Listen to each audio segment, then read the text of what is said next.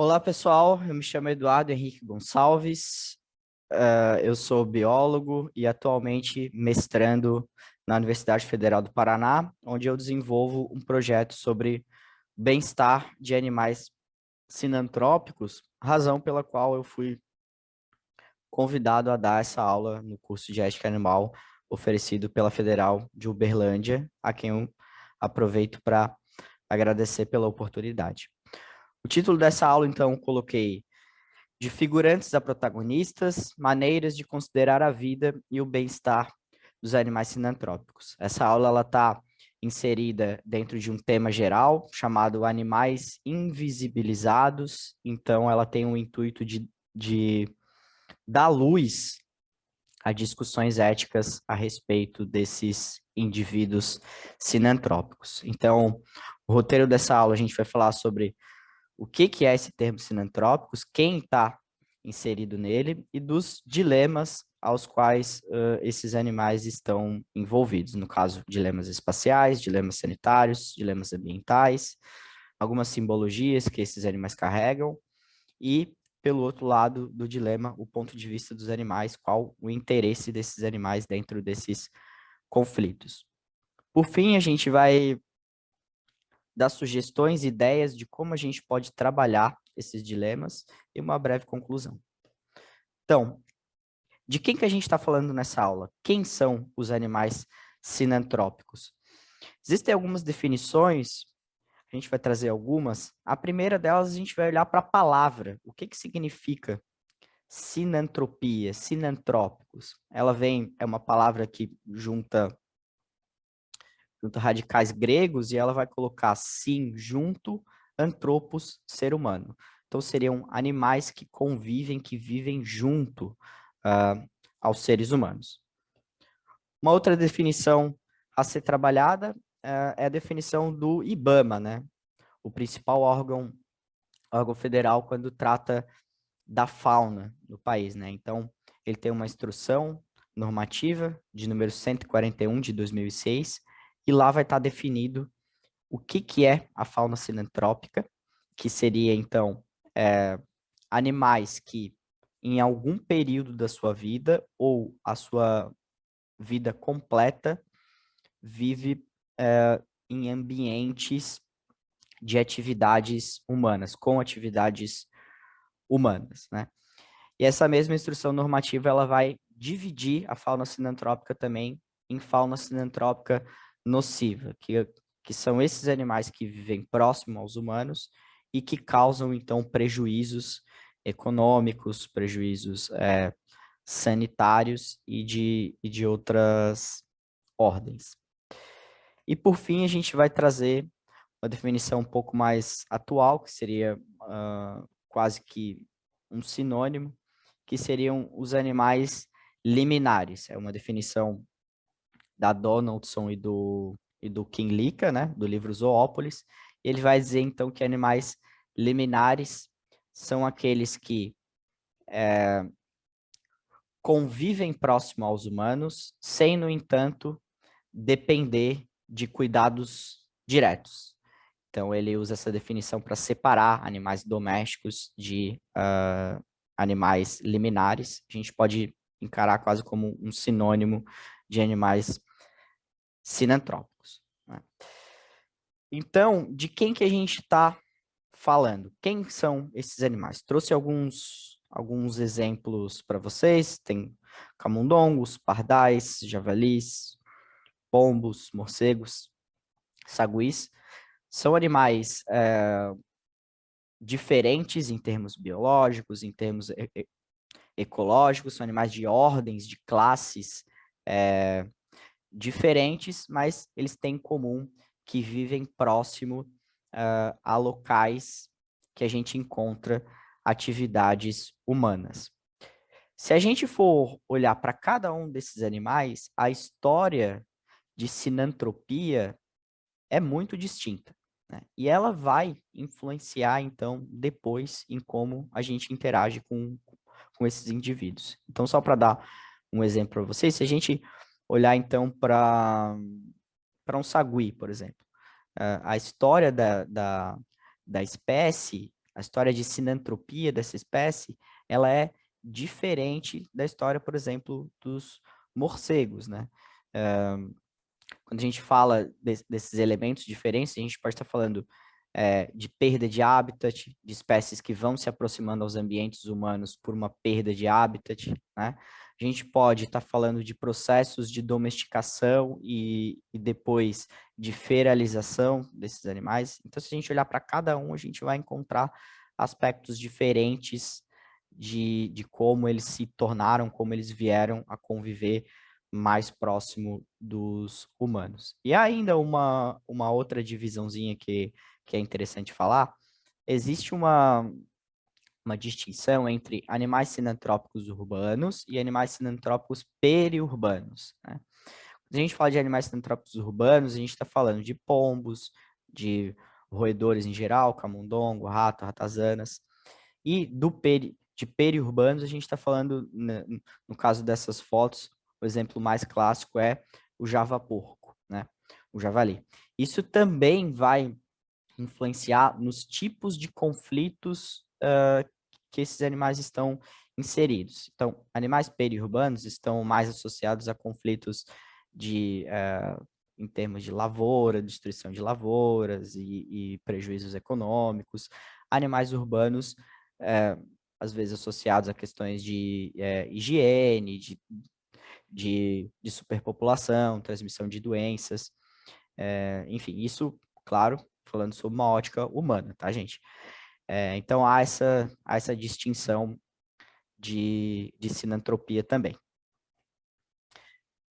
Uma vez eu estava falando sobre isso e teve uma dúvida assim, mas, ok, e se houver um pombo criado dentro de uma casa como animal doméstico, ele é sinantrópico ou ele não é?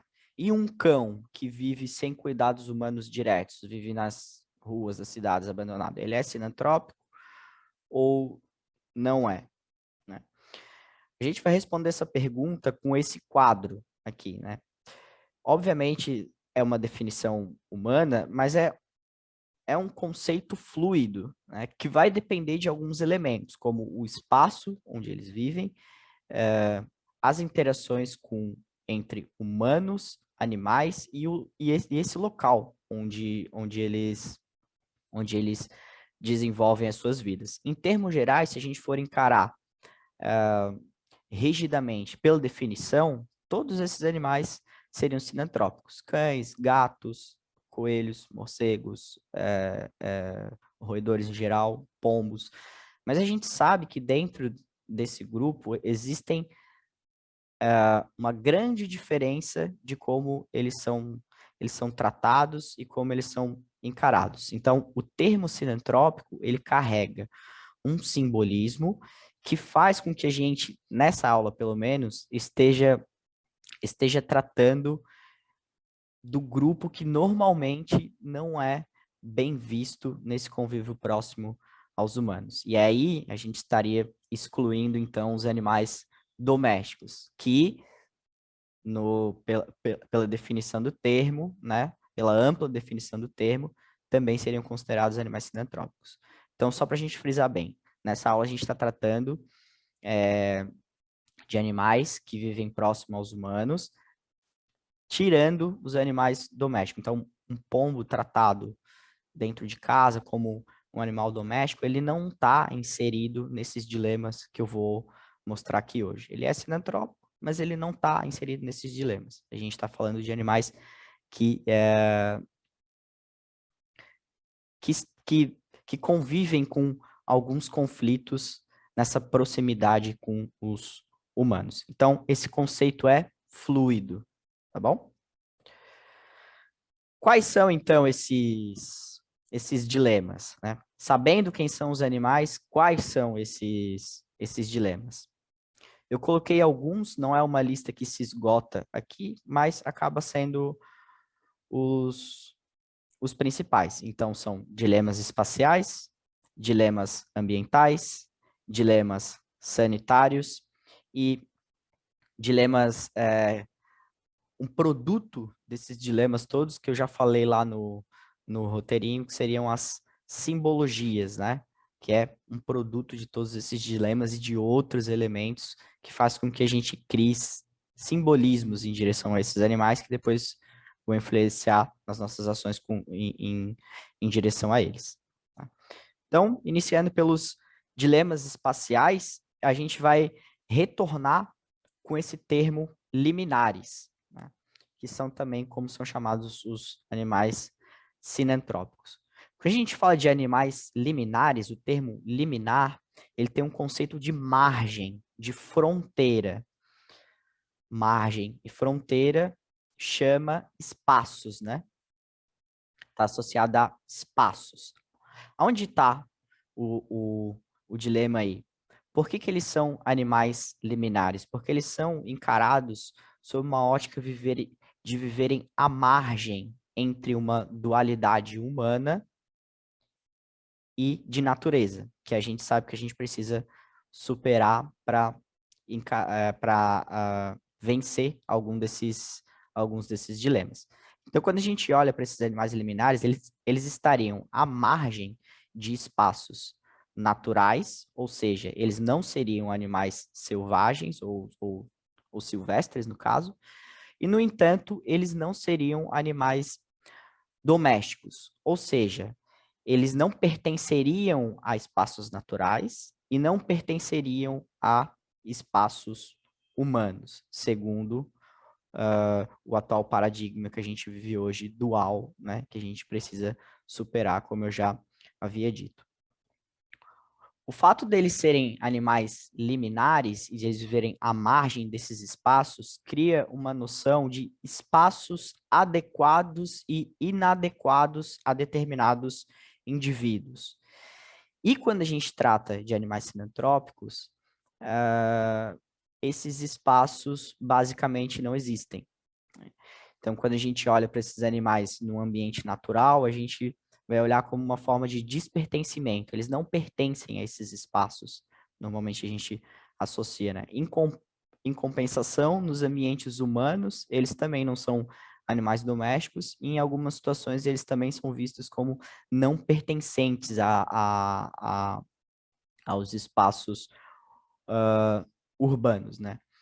Isso tem a consequência de haver uma deslegitimação da presença desses animais em qualquer dos espaços, ou seja, eles são marginais, né? Se eles estão lá, não é o espaço deles, se eles estão cá, não é também o espaço deles. A tendência, então, é a gente tratar isso como uma forma de expulsar, eliminar eles, qualquer que seja o espaço onde eles estão inseridos.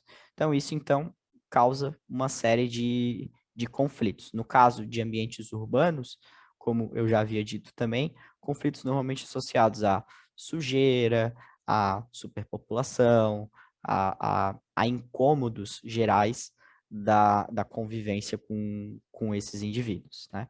Então, trouxe aqui, né, por exemplo, um conflito bastante comum, né? Uma invasão de pombos em imóveis. Se a gente for ver, então, a notícia, não são nem imóveis particulares, são queixas de invasão a estruturas públicas, como praças, ruas, outros prédios públicos, né? Porque há essa deslegitimação da presença desses animais nos espaços urbanos, né? Com relação aos dilemas ambientais, o slide é repetido de propósito porque ele tem a mesma conotação. São animais que também não pertencem aos ambientes naturais, né? Então, eles são vistos normalmente, em geral, né? Não todos os animais sinantrópicos, mas a grande maioria, eles são vistos como invasores de espaços naturais, né? Então, a presença nesses espaços também não é legitimada, e a gente tende a querer tirar ele desses espaços também. Os conflitos que se geram a partir daí é que são um pouquinho diferentes, né? Se nos ambientes urbanos a reclamação é por sujeira, superpopulação e incômodos gerais, em ambientes com menos atividades urbanas, mais naturais, eles são encarados, eles têm um símbolo de prejudicarem a fauna nativa, prejudicarem o funcionamento geral de ecossistemas nativos, uma vez que eles seriam invasores, que eles não pertenceriam àquele lugar específico. De novo, a gente não está falando de todas as espécies, a gente teria que analisar cada uma delas. Existem espécies sinantrópicas em alguns locais que elas são nativas, então o conflito em direção a elas é um pouquinho diferente. A gente está falando aqui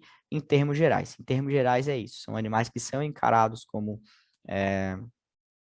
invasores e que podem prejudicar uma diversidade local, um equilíbrio do ecossistema local, o que vai influenciar, então, da gente querer tirar esses animais desses locais também, tá? E depois a gente vai falar, então, de conflitos sanitários, né, que também é muito associado aos animais sinantrópicos, né?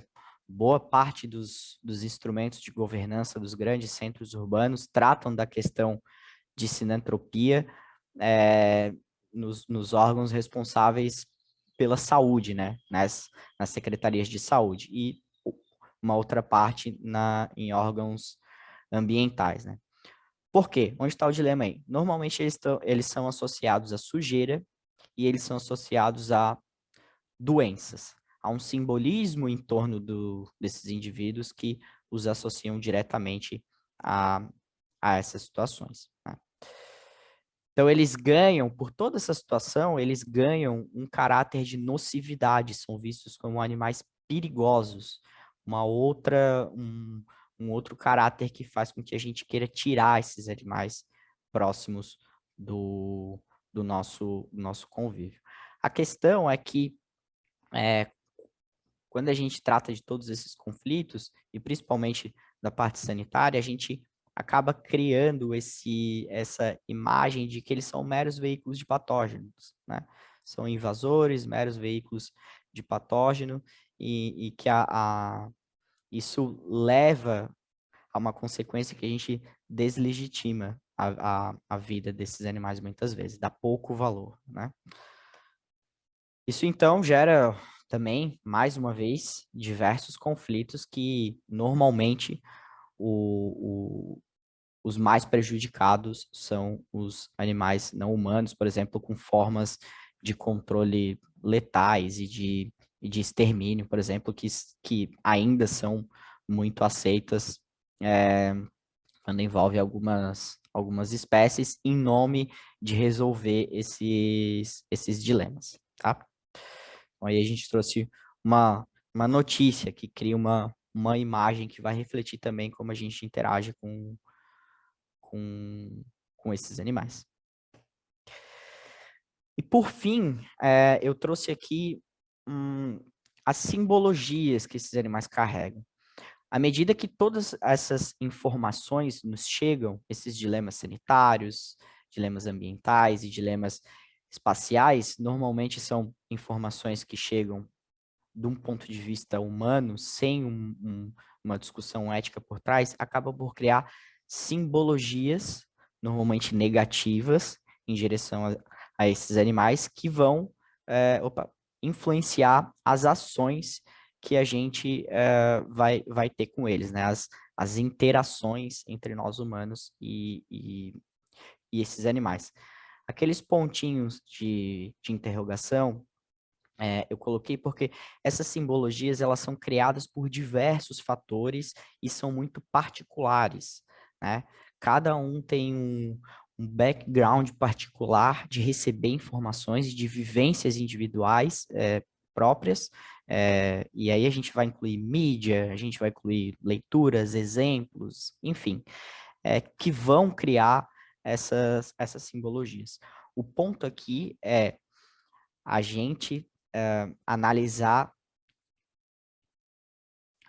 criticamente esses simbolismos. Deixar de receber eles passivamente, né? E aí partir para ações, mas analisar o que a gente recebe e criar essas simbologias de uma forma crítica, né? trazendo, por exemplo, questões éticas, né? Trazendo questões éticas e pesando o interesse dos animais na nossa forma de interagir com eles. Então, as simbologias estão aí, a gente está toda hora exposto a elas por diversas informações, o ponto é a gente analisá-las criticamente. Né? Por quê? Porque, por outro lado desses dilemas, existe os interesses dos animais, né? E aí, aqui a gente vai falar rapidamente, mas são dois interesses muito básicos que ao longo do curso já deve ter sido incansavelmente trabalhado, que existe o interesse dos animais, primeiro em viver e depois em não sofrer, né? São dois interesses básicos que, normalmente, ao criar aqueles simbolismos e ao querer resolver aqueles dilemas, a gente não leva em conta. Então, como que a gente pode trabalhar esses dilemas? São ideias, são sugestões, também não se esgota aqui. Isso são temas que a gente discute melhor em grupo, em conjunto. Então, eu vou colocar uma lista aqui, mas ela não se esgota aqui e é muito interessante discutir essas ideias em grupo, né? Então, vamos lá. Superar a dualidade humano-natureza. Principalmente quando a gente falou ali dos conflitos espaciais e dos conflitos ambientais. Quando a gente olha espaços humanos e espaços naturais, a gente olha para esses animais como não pertencendo a nenhum desses dois locais. Então, há um prejuízo aí de olhar para esses animais sempre como invasores, nunca como pertencentes a determinado local. Então, consiste em olhar para os ambientes como ambientes multiespecíficos. Olhar, por exemplo, para os ambientes urbanos, para as cidades, como ambientes multiespecíficos, que contemplam diversas espécies. Aquelas domésticas, aquelas sinantrópicas, nós humanos, né? E que a gente possa trabalhar esse convívio mais harmonioso, superando essa dualidade de entender que esses espaços eles contemplam diversas espécies. Isso tá bastante relacionado, né? Repensar o conceito de territorialidade e controle sobre os espaços. Não suficiente a gente olhar para os ambientes urbanos e querer encarar como ambientes só humanos, a gente tem uma territorialidade de querer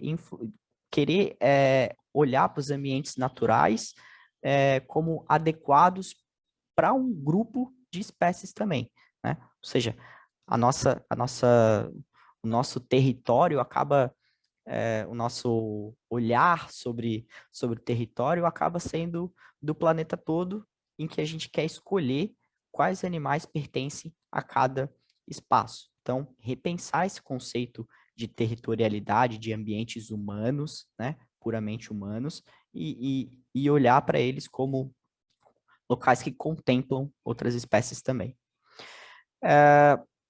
Criar instrumentos de governança adequados a espaços multiespecíficos, como ambientes urbanos e periurbanos, considerando o interesse dos animais e não só resolvendo os dilemas do ponto de vista humano. Associar ecologia com ética animalista. Né? Embora biólogo e super respeito os estudos em direção a esses animais como exóticos, invasores, a gente precisa trabalhar esse manejo junto com a ética animal, considerando os interesses, considerando o bem-estar, a vida e o não sofrimento desses animais. Isso faz com que a gente supere rótulos de invasores, por exemplo, olhando para os espaços como locais multiespecíficos, de pragas, no caso dos ambientes urbanos, em termos hiperurbanos, em termos de possíveis prejuízos em lavouras ou em cidades, prejuízos econômicos. Isso faz olhar para esses animais de uma forma diferente, inclui a gente superar esse rótulo de invasor, de praga, que é uma linguagem que vai influenciar na nossa simbologia lá e nas ações cotidianas em direção a esses animais. Então, a gente precisa superar essa estigmatização que muitos desses indivíduos sofrem. Uma vez que o controle populacional seja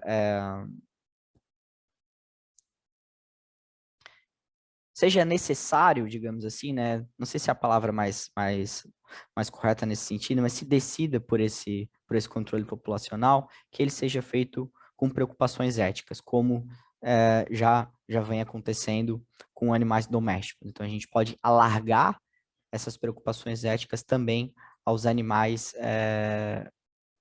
sinantrópicos que estão em superpopulação nos ambientes urbanos. E a gente fala sobre os dilemas sanitários, a gente fala em complexificar os conflitos sanitários, levando em conta todos os fatores, ou seja, tirar a simplificação desse dilema. Qual é a simplificação? Normalmente, quando há as zoonoses, né, surtos de zoonoses, a gente encara como, beleza, vamos eliminar então os animais responsáveis, né? E, e deixa de tratar esse dilema como algo complexo que envolve uma mudança também de postura humana. Então, a gente vai falar que zoonoses estão associadas a também alguns conflitos ambientais, por exemplo, conflitos socioeconômicos, vulnerabilidades ambientais, vulnerabilidades socioeconômicas, né? Então, deixar de tratar esse dilema sanitário de uma forma simplificadora e que vilaniza o animal e controla só o animal e deixa de olhar para uma postura também humana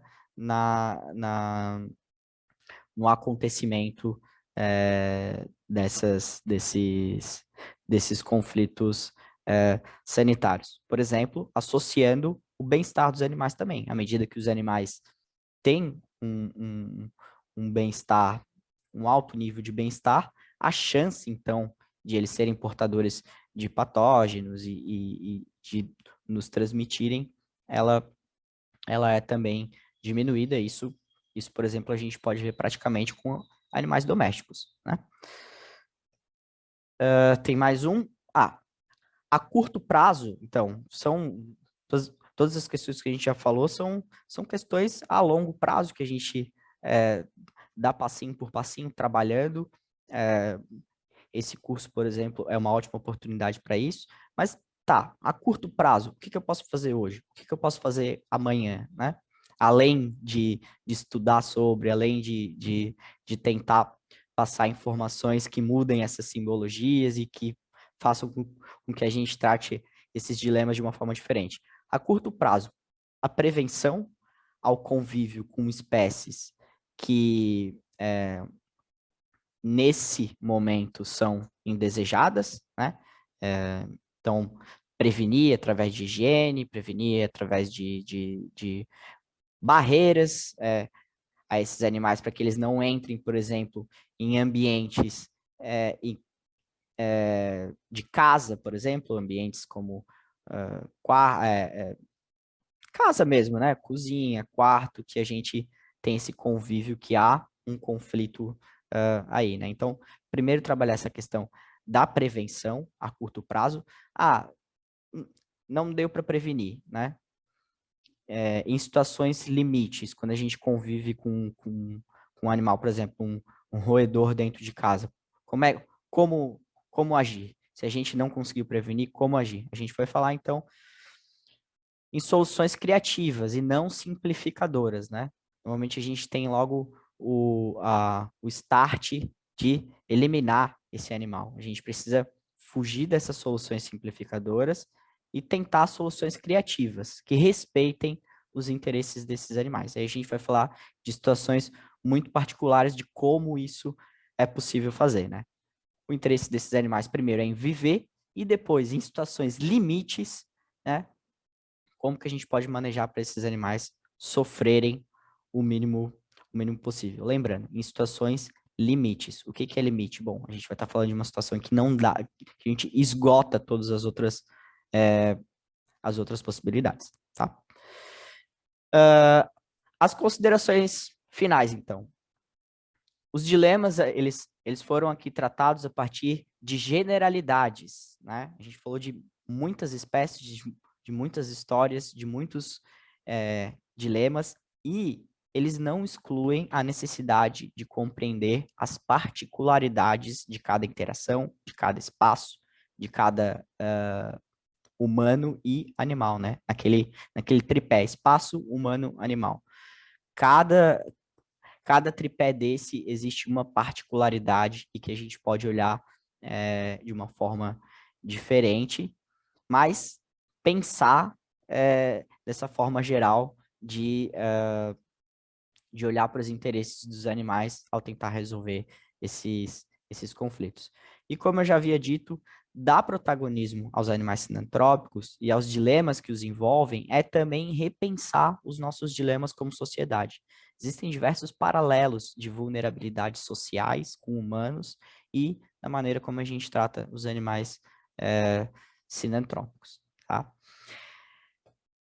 Eu deixei algumas sugestões, referências de leitura, qualquer coisa vocês pausam o vídeo, né, e acessam aí.